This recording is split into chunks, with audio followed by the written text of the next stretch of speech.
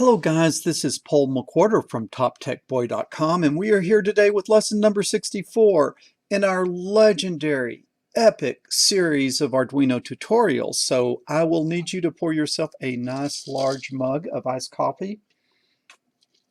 I will have to admit, on the way in today, I dropped my most fabulous mug of coffee that I made at home with beans I roast myself and grind myself and import myself.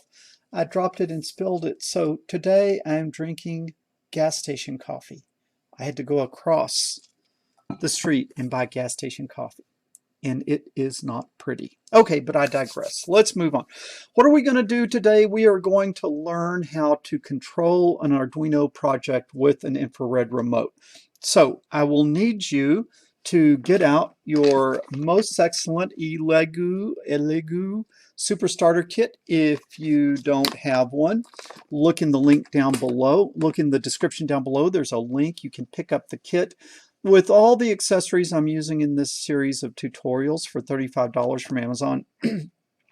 It does help if we are using the identical hardware, and particularly in a day like today where we will be using a remote.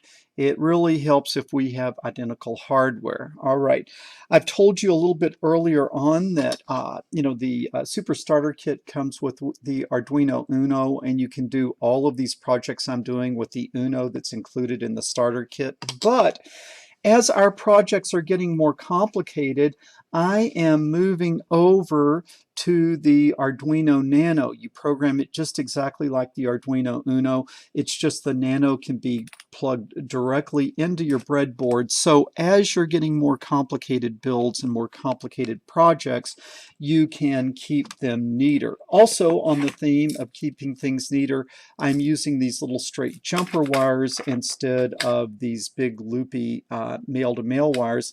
And you can get both the Nano and you can get these jumper wires in the description down below. I've got links. And if you don't have a way of affording those right now, you can do everything that I'm doing with your Uno. Okay, but enough of this nonsense chatter. Let's go ahead and get started.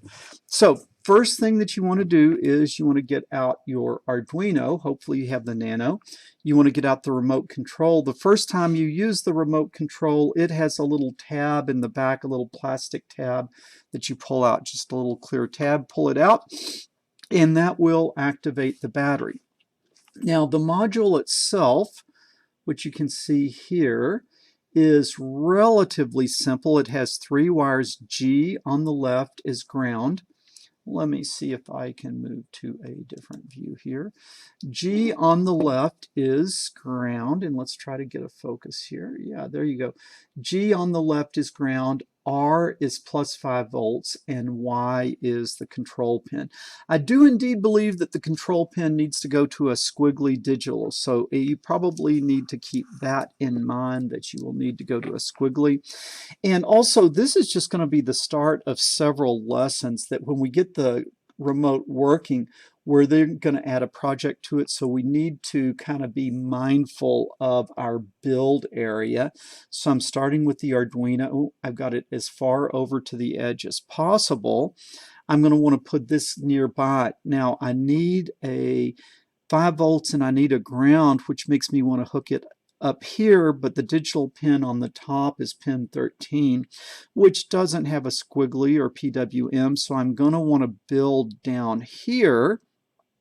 And I think the easiest way for me to do it is to establish the ground rail from this ground, then bring, like, let's say pin 11 or one of those straight across, and then I will need to establish the ground rail up here on the top row, and then jumper that down to the ground rail here. And guys, I know that you get bored as I'm telling you this stuff, but you've really got to start thinking through your builds so that you don't get yourself in a situation where you're going to have something really, really ugly.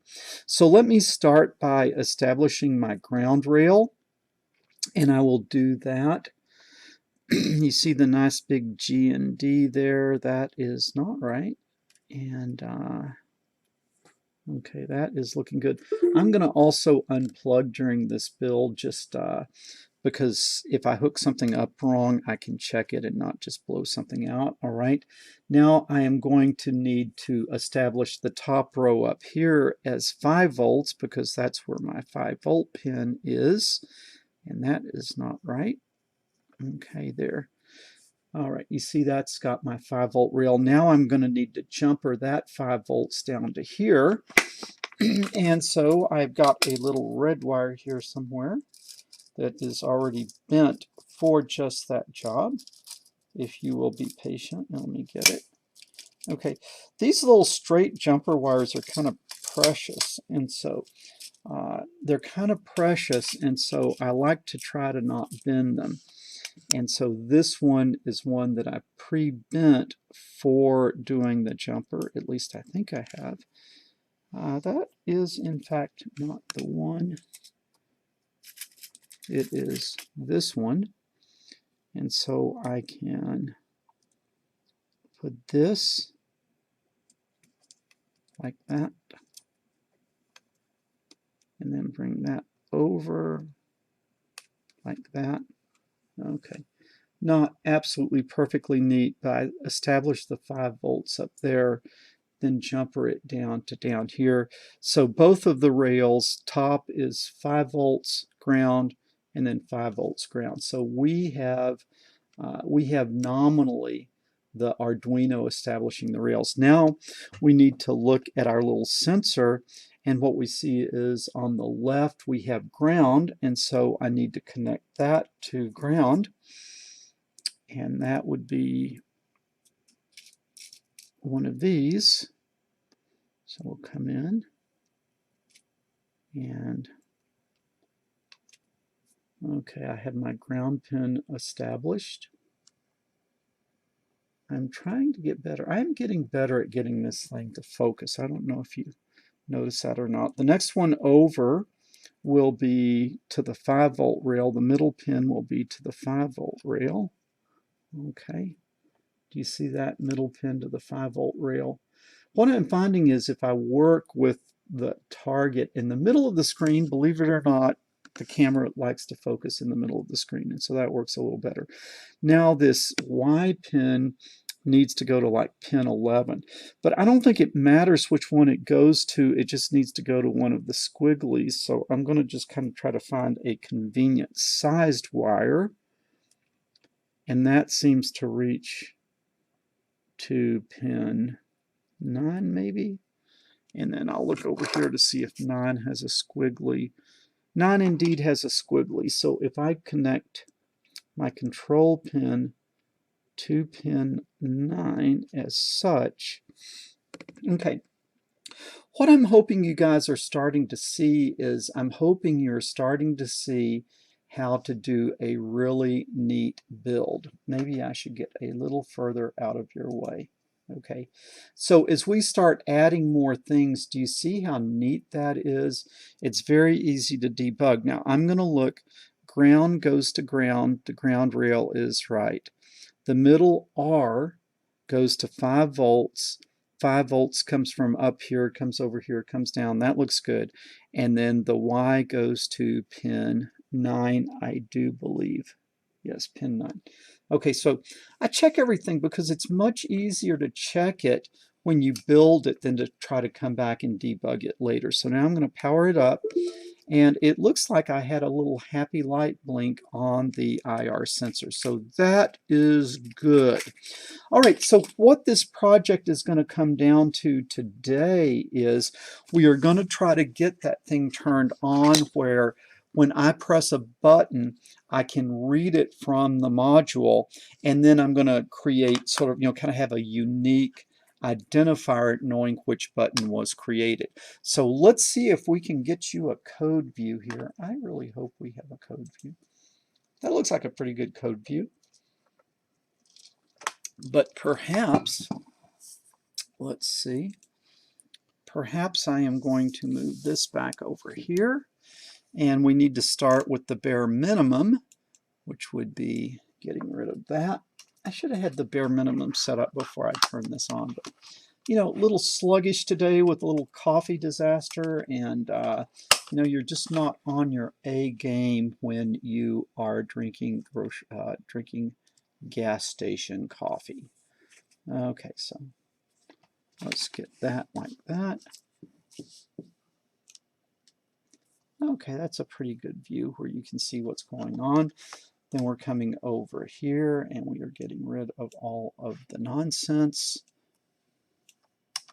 Okay, and we got to be a little careful with our coding here because this remote, and if you've ever used like some of the older remotes, you notice how they kind of don't operate exactly perfectly. So we got to be a little careful in the way we code this because it's not like the most robust system. But if we're a little bit careful, we can get this thing to work pretty darn well. So what do we need to do? What do we need to do? Well, the first thing that we need to do, and let me come over here just real quickly.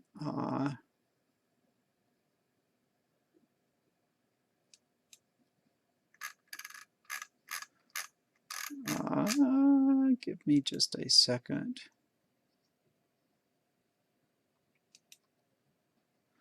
Okay, first thing that we are going to need to do is we're going to need to do the library, right? We are going to need to do the library. So the thing is, the Arduino does not come with the library, so we will need to go get the library, which means you need a nice full screen view like this. And what I search on is Arduino Remote Library. So I search on Arduino Remote Library. And then you see my second result is IR Remote Arduino Libraries. And that is at the website www.arduinolibraries.info/libraries/I-R remote, I-R-R-E-M-O-T-E. And then we're going to get the latest zip file. By the time you view this video, it might already be a different one, but they should work the same. So I'm going to click to download the zip file. When I click to download the zip file, if you're on Chrome, shows up down here. If you are on something else, go look in your downloads folder, open the zip. Okay, open the zip. Now you want to put the contents of the zip folder into your libraries folder. How do you know where your libraries folder is? Well, you can come over to your Arduino, come up to File, and then go down to Preferences, and then it says Sketchbook Location. Okay, I'm going to take the sketchbook location, I'm going to Control copy that. I'm now going to come to a File Explorer. All right, I'm going to paste that address into the address bar there. You see that? Control V. And if you guys are smart and just know how to do this, I'm sorry that I'm just slowing you up, but now I've gone to that sketchbook location that we found from the preferences. We have a folder called Libraries. This is where we put our libraries. You do not put the zip folder in here, right? This is the zip folder. You do not put the zip folder in there. You put the contents of the zip folder. All right, so the contents of the zip folder for me, you see, is IR remote-2.2.3. I grab that and drag that over here. And of course, since I've done this before, it's already there, but I'll just say replace. Okay, so now I have the library loaded. I have the library installed. Very, very important. I need you to listen to me, so I'm going to make myself big. I need you to listen. When you put a new library in, you have to kill your Arduino IDE. You have to close it, and then you have to reopen it, because when it opens is when it finds the libraries. And if you just drop the library in and then try to start coding with an IDE that's already open, it's not going to find the library. Okay, now let's come over here and let's see if we can get you a code view now. That is a pretty darn good code view. Now, how do we start talking to this remote? Well, number one, we've got to use the library. Maybe I should get a little bit smaller. Okay. Now, we need to load the library. So the first thing that we do is pound include, and then open triangular. The library is called capital I, capital R, remote, capital I, capital R, remote dot H. And then close that up. And then what we've got to do is we have to tell it what pin we are using. Remember that pin? And so we've got to say int, and then I'm just going to put, I'll call it IR pin, like that. And what did we hook that to? Do you remember? We hooked it to, it looks like, let me see if I can show it to you. It looks like pin 9. Okay, so it is pin 9, and so IR pin is equal to 9. Now, we have to create the IR object, and we do that with the command IR recv, IR recv, and then you give your object a name. I'm going to call it IR. That's simple, right? And then where is it connected? It's connected to IR pin. All right. Now you could have just come in here and put 9, but we're using variables. So IR pin is connected to 9. IR receive, we are creating the object IR. Where is IR? It is connected to IR pin as such. Okay, let's see what else we need to do here. We need to tell it where to put the results. So that is the command decode results. Okay, and that decode results, that's a command that comes from the library. It's not an Arduino command, it's a command associated with that library. Okay, now where do we want to put that? So this is when it goes out and reads from this, when this module gets a signal. Where do you want to put that? In which variable? Well, I think I am going to call it CMD for command. Okay, I'm going to have a command. Now, we need to, what else do we need to do? That might be all that we need to do right there. Now we need to come down, and in our void setup, a couple of things. We need to always turn on our serial monitor, serial.begin, and the old trusty 9600. And now we need to enable that module. So we created the module. Now it's like we need to enable it or start it. And so that is IR dot enable IRN. IRN. Okay. So this is kind of tricky. This is kind of tricky on the capitalization. IR, the first one, is uppercase because that's how we defined it when we created the object up here. So that's IR. The command is enable, all lowercase enable, capital I, capital R, capital I, lowercase n. So that is something very, very easy to not get right. So we do that, and then the open close. So now we have started the serial monitor, we have started the module at this point. Okay, now what we've got to do is we've got to come down to the void loop, and what we're going to do is we're going to sit and wait for data. So you just want to sit, and there's going to be no data till I mash the button. So we're going to sit and wait for data. So what I will do is I will say while, and then to look for data, I'm going to look at the module IR, and then I'm going to dot decode. Okay, IR dot decode, and then what is the variable that I want to bring the data back into? Well, it is at CMD. Okay, you remember how we set it up as CMD up above? Well, the and, I'd said at, but it's and. The and CMD, what that does is that's getting a value back from the function. So IR decode is calling a function, and then you're getting that value back by address. And so go back and look at my lesson on Arduino functions if you don't understand and want to understand, or just know that when you call this particular function IR decode, you need to put the and in front of the variable that you are bringing the value back into. Okay, While that is equal 0, that's saying while there's nothing there, while there's no data there, what do you want to do? Absolutely nothing. You want to just sit and loop in an empty loop. So we're going to sit there and wait until somebody presses a button. Then after someone presses a button, then what we should have is we should have that value. That value should be in cmd.value. Okay, so let's try that. Yeah. Okay, let's try that. So we're going to say serial.println and then cmd.value and then print it out as a hex. So once we get it, then we want to print it out. Okay, and then we want to delay 1500. So one of the problems is if you go too fast when you press the button, it's going to read that value like 100 times. And so you want to put a delay in there so that you don't start reading again.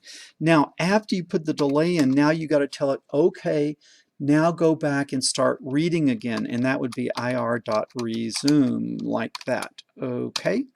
And so now let's try to download this. Okay, it actually looks relatively happy. Did that go? Yeah, that went. I guess, oh, okay, I thought something might be wrong. I must not have hit it. Okay. Oh, did you guys see that? What did I forget? The semicolon. Okay, this time, please. Oh, please. Oh, ir.resume. Okay, serial print line, delay command at the end of input. Let's see, IR resume. Why does it not like IR resume? That seems so simple. The object is called IR, therefore I would IR resume. I've got a void. Oh, you know what I don't have? I don't have, like this matches that, but I didn't have an end to the void loop, I do believe. So let's put the end bracket there, so now that bracket matches that bracket. Please work this time. I think it's going to work. Okay, that works. All right, so now let me get up my serial monitor here, and let's hope that you've got a view of the serial monitor. I think, okay, you see the remote. I'm going to point it, and I'm going to press a 0, and absolutely nothing happens. Ah, okay, look at that. All right, maybe I just didn't press it good. Let me try again. Ah, look at that. Okay, so what's happening is that if I press a 0, I'm getting a hex value back. Now, why is it cmd.value? Because I told it that the variable was going to be cmd, and it returns the value into cmd.value, okay? And then I print it out as hex. And if you don't understand hex, go back, my friend, and look at the earlier lesson that I did on hexadecimal. So let's look. Let's see if I can give you a view here. So I have the remote, and I'm going to press 0. And when I press 0, I get a 6897, FF6897. What if I press a 1? I get something different, FF30CF. Okay, do you see how that's unique? Do you see how that's unique? I'll go back to 0. Okay, and then let's try a 2. Right, let's try a 3. Let's try a 4. Okay, the 4, like I got a double button press, or I pressed too soon, so the 4, let's try it again. Okay. If you hold the button too long, or if you do it too quickly after the last one, you can get a flaky result.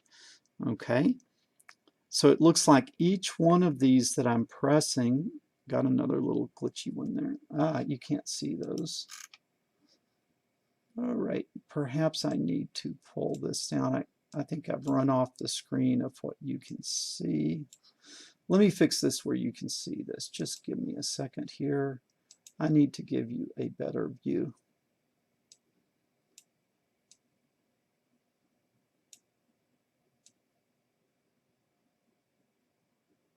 where you can see the whole thing. Okay, so I think this will work. So now I will press 7 and I get FF42BD. I press 8. I get something. I press 9. I get something. Do you see each one of those is unique? If I press a power, I get a unique one. Volume. Okay, each one of these gives you a unique value. All right, now with that, with this little bit of code here, now you have got a variable, and that variable is cmd.value. And now what you can do is you can create a new variable, and that new variable up here is going to be, the new variable is going to be string, and that is going to be my command. Okay, string and my command.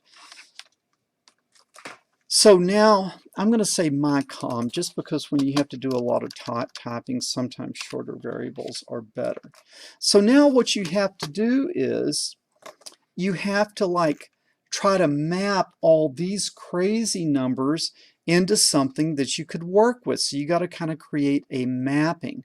And so after your IR resume, I could say, let me come in here and let me see, I'm going to figure out what the 0 is. So I'm going to press a 0 here, and I'm going to press 0. And the 0 generated an FF. The 0 generated an FF6897. So I am then here going to say if in fact, I need to do that before, I need to do all this before I start reading again. I think probably, I'll do it afterwards. Okay, so I will say if cmd.value equal, and then cmd.value is hex. So let's see if it'll do it as a string. Let's see if it'll do it as a string. You see, this is what a little bit confused about. It's returning cmd.value, but I'm not sure what cmd.value is. So if cmd.value is equal to FF6897, let's see if it'll recognize it as a string. Then what do you want to do? You want to say then serial print ln, serial print ln. Why? Oh, serial dot print ln, and then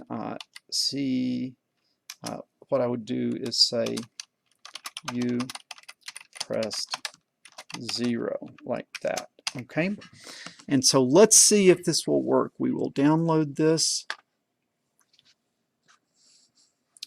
Ooh, forgot my trailing quote. Let's try it again. I probably want some parentheses around that. As such, I spent the last few days programming in Python, so then I get out of Arduino mode. Okay, so let's look at this. Let's see if it will recognize that as a string. So if I press, let's try pressing 0 here. And nothing is happening. What did I mess up? Let's see, 0. Okay, there it is. Okay, so it did FF6897, but it doesn't recognize it as a hex. So command value, I'm doing an equal with a string where, let's look at that and see if it likes that. Doesn't recognize it. So let's say 0x, see if we can tell it that it's hexadecimal, if it would like that.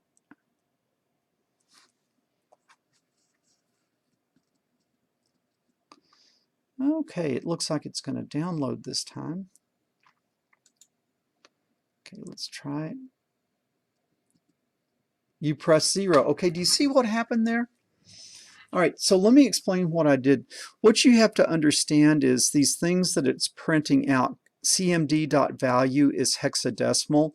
It's not a string, so I have to tell it the number coming is hexadecimal. 0x is just telling Arduino that I am dealing with hexadecimal. So it's comparing the variable cmd.value to the hexadecimal number FF6897. And so that worked. All right.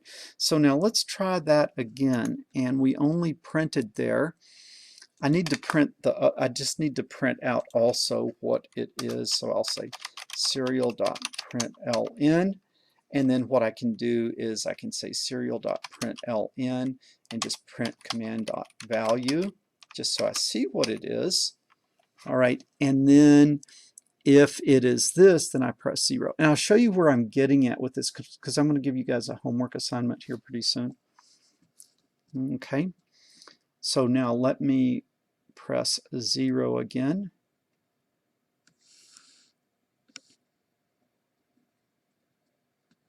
Okay. So it, ooh, and then when I do this print, I got to tell it again that it's hex.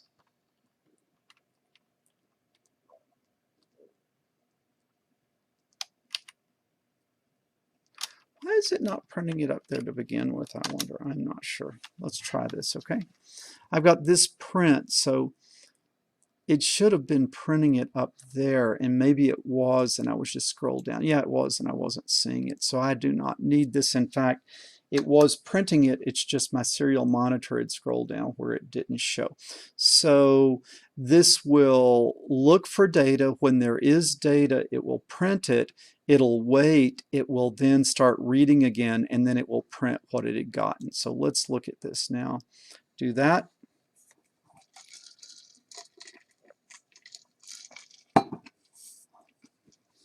Okay, that looks good. So I'm going to come in and I'm going to press the 0. And then it recognizes that, and it then tells me that I pressed a 0. Now if I press a 1, okay, it does this, but it doesn't say you pressed a 1, right? Because I don't have that if statement in there. So now what I can do is I can still print you pressed a 0, but what I want to do now is I'm going to do it a little bit differently here, and you'll see where I'm going with this. So I'm going to say that my command is going to be a string, okay, because strings are easier to work with in my mind. So my command, if command value was 0xFF6897, my command now is equal to, and I'll put these things lowercase 0, all right? And then I will print my command. See, now I've got a variable my command that I can deal with. Okay, now I've got a variable my command that I can deal with. Ooh, what is that? Serial print line my command. Okay, put in my semicolon, come back over here. Okay, and so now I will come in with my 0 press. Let's see again. 0, and then it prints 0. Okay, now 1 is going to print the code, but it's not going to print 1 because I haven't done that yet.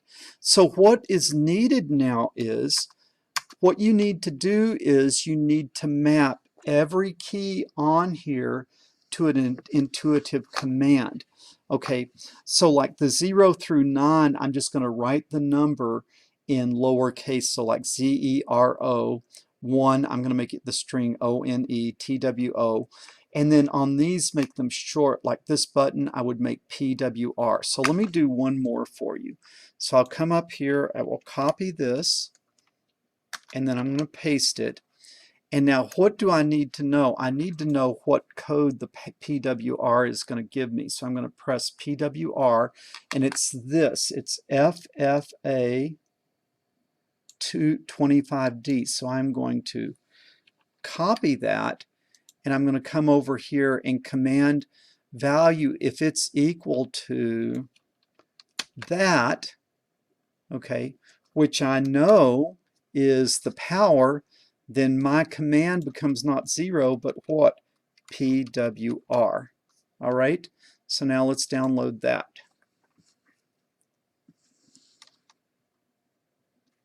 Okay, so now if I press 0, got to give it time. Okay, if I press 0, it tells me it was a 0. If I come up here and press power, it tells me that it was PWR. Okay, does that make sense? All right, so now I could do things like if I press 0, now that I know what 0 is, I could come down here and I could start controlling things. All right, but now what I want to do is I want you to go and I want you to finish this program for your homework, where each one of these buttons, like 0 through 9, you can give 0 through 9 you can give like lowercase zero or lowercase one string values. But this one, like that, this would be very smart to call it PWR. Volume plus would be very good to call like V plus, V minus, you know, like RR for rewind, FF for fast forward. This could be up, this could be up, this could be down. You know, down is long, just call it like UP or DN.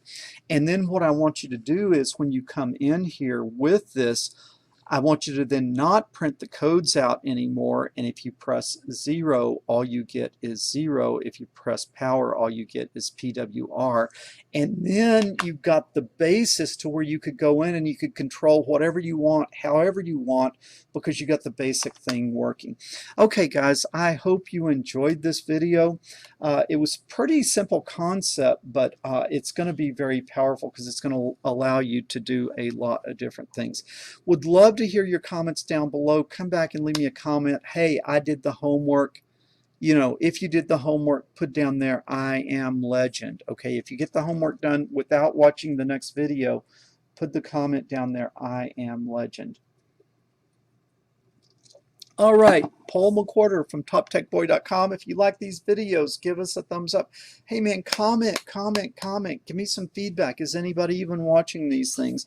And then also, you guys think about sharing this with other people. We've got a really nice long series of tutorials here.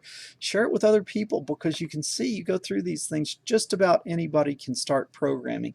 Paul McWhorter with TopTechBoy.com. I am going to talk to you guys later.